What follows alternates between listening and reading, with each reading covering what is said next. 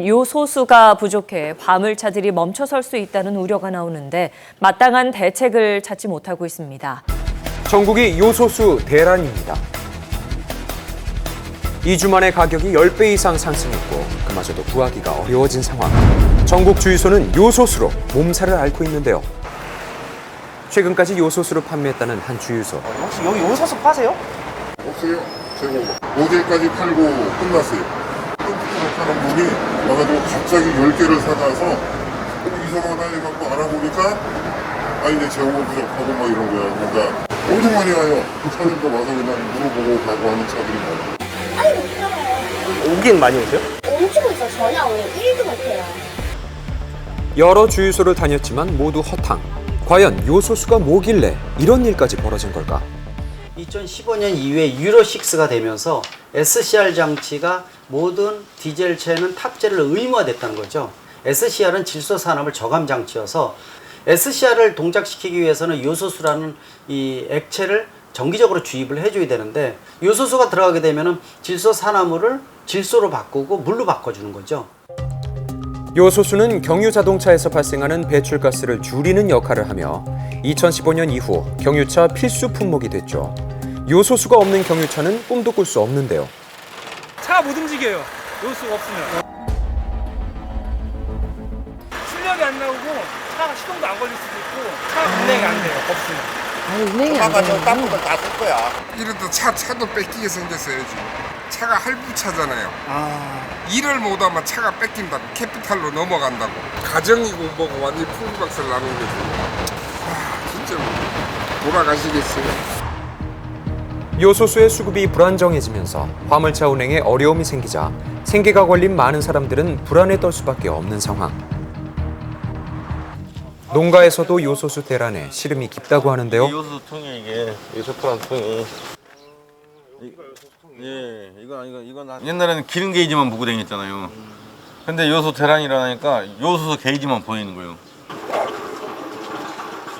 이게 다라니까요. 지금 이렇게 남으신 거예요? 예고 없이 닥친 품귀 현상. 두 손 놓고 있을 수밖에 없다고요. 이 농민들은 이 대란이 일어날 줄 전혀 몰랐죠, 더. 그러니까 준비를 전혀 안 해놨던 거고. 요소수 수급이 불안정해진 건 지난 10월 말 불과 약 2주 만의 일. 버스 업계도 긴장감이 고조되고 있습니다.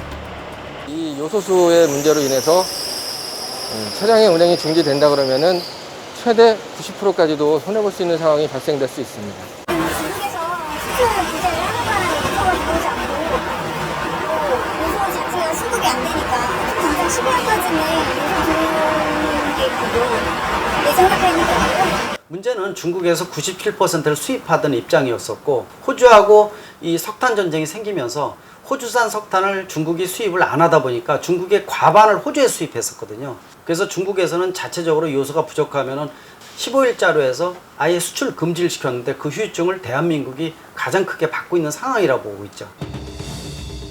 국내에서 유통되는 요소수의 98%를 중국 수입에 의존하고 있는 탓에 중국길이 막힌다면 당장 대안을 찾기가 어려운 구조인데요.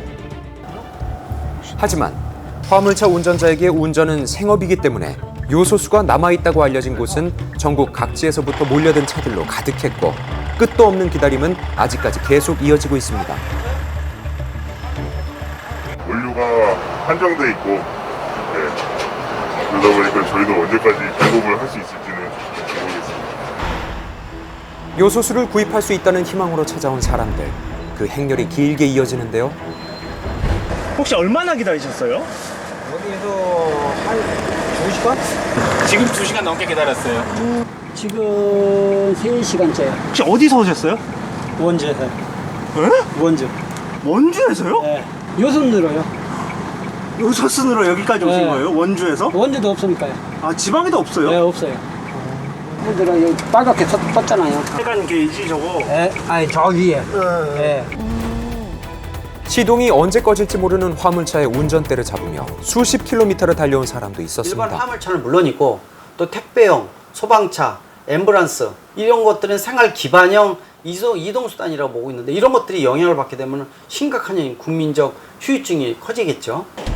하루빨리 해결책을 찾지 않는다면 우리의 안전, 평범한 일상 그 무엇도 확신할 수가 없는데요. 정부의 종합적인 대책이 필요하다는 거죠. 미리부터 대처 안 하면은 이런 문제는 얼마든지 많이 발생을 할 수 있다. 그 후유증은 모든 국민들이 받는다.